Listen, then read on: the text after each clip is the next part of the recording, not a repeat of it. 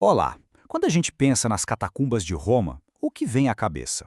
Provavelmente aqueles corredores escuros, secretos, onde os primeiros cristãos se escondiam para rezar, fugindo da perseguição. Mas e se essa imagem toda, que a gente vê em filme e lê em livro, não for bem a história completa? E se, na verdade, as catacumbas fossem cemitérios públicos super conhecidos por todo mundo em Roma? Pois é, vamos juntos desvendar o que há de verdade por trás desses monumentos subterrâneos incríveis. E para começar, vamos direto num ponto que muda toda a nossa perspectiva. Essa frase aí, Igreja das Catacumbas, ela é, na real, uma metáfora. Exato. A função principal desses lugares era algo muito mais prático e, digamos, ligado à morte, e não tanto ao culto secreto que a gente imagina. Então, no nosso percurso de hoje, a gente vai entender por que elas eram um cemitério e não uma igreja.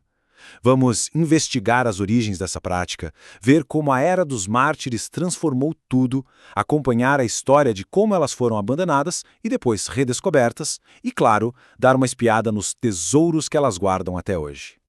Então vamos lá. Primeiro ponto, e talvez o mais importante de todos. As catacumbas nasceram para ser cemitérios. Simples assim.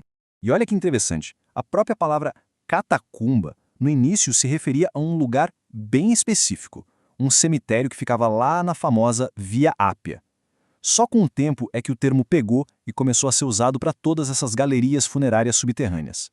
Mas a essência nunca mudou, sabe? A função era, antes de mais nada, enterrar os mortos. E a escala disso tudo é, nossa, impressionante. A gente está falando de túneis e galerias cavadas a até 12 metros de profundidade. É quase como um prédio de 4 andares, só que para baixo da terra. É uma cidade silenciosa, literalmente sob os pés da movimentada capital do Império.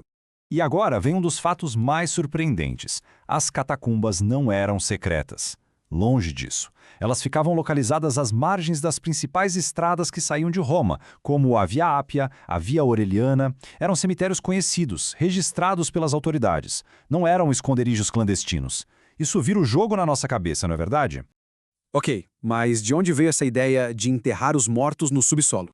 Vamos voltar um pouquinho no tempo. Porque, na verdade, os cristãos não inventaram essa prática. Eles adaptaram e aperfeiçoaram um costume que já era bem mais antigo. As raízes disso são muito profundas. Começa lá nos enterros pré-históricos, em câmaras. Depois passa pela tradição judaica, que já escavava túmulos em rochas. Quando o cristianismo começou a crescer, a comunidade simplesmente pegou esse modelo, que já era conhecido e respeitado, e criou seus próprios cemitérios exclusivos. Essa era uma prática bem comum em toda a região do Mediterrâneo, de Malta a Sicília. Mas foi em Roma que a coisa deu super certo. Por quê? Por causa da geologia. O solo ao redor da cidade é rico em uma rocha vulcânica chamada tufo. Ela é macia, fácil de cavar, só que quando entra em contato com o ar, ela endurece. Ou seja, criava estruturas super duradouras. Era o material perfeito. Então, a gente chega num ponto de virada. Um momento na história que transformou completamente o que as catacumbas significavam. Um único evento mudou tudo. E esse evento foi a chamada Paz Constantina. Foi quando o imperador Constantino, lá no século IV, deu liberdade de culto aos cristãos. A partir desse momento, a perseguição acabou e as catacumbas ganharam uma importância que elas nunca tinham tido antes. E a mudança foi radical. Pensa só, antes, as catacumbas eram basicamente cemitérios com umas salas para banquetes fúnebres, uma tradição da época. Depois da liberdade de culto, elas viraram verdadeiros santuários. Os túmulos dos mártires se tornaram locais de peregrinação e o lugar, que era só para enterro, começou a ser usado também para culto. Só que essa fase gloriosa não durou para sempre. As catacumbas entraram então num período muito longo de abandono, até serem completamente esquecidas. E não foi de um dia para o outro, sabe? Foi um processo lento. Primeiro, a população de Roma diminuiu muito, então pararam de fazer sepultamentos. Depois, vieram invasões, doenças e o acesso a essas áreas ficou perigoso. O golpe final foi quando decidiram transferir as relíquias dos mártires para as igrejas dentro da cidade. Aí pronto, não tinha mais motivo para ir até lá. As catacumbas foram engolidas pela terra e pela história. E ficaram assim, esquecidas, por quase 1000 anos, até serem redescobertas no século XIX por um arqueólogo pioneiro chamado Giovanni Rossi. E essa redescoberta foi como abrir uma cápsula do tempo. Uma janela fantástica para o mundo íntimo, o dia a dia do cristianismo, lá no seu comecinho.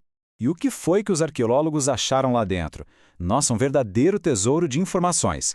Pinturas que contam histórias da Bíblia de um jeito simples, comovente, símbolos de fé como o peixe, a âncora, milhares de inscrições, a maioria em grego, que era a língua comum da igreja na época, e também objetos do cotidiano, como lâmpadas a óleo, potes de cerâmica, que conectam a gente diretamente com as pessoas que viveram e foram enterradas ali.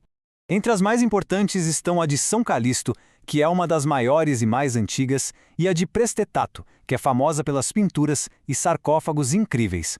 Cada catacumba é um capítulo diferente dessa história tão complexa. No fim das contas, o que a gente percebe é que as catacumbas são muito mais do que simples túmulos. Elas são um arquivo arqueológico vivo, uma galeria de arte primitiva e um testamento de fé. Um vislumbre autêntico e direto da vida dos primeiros cristãos. A história desses lugares é uma jornada e tanto, né? De cemitérios a santuários, do auge ao esquecimento total e finalmente redescobertas para nos ensinar tanto sobre o passado. Isso nos deixa com uma pergunta no ar para a gente pensar. O que mais será que esses corredores silenciosos ainda têm para nos contar?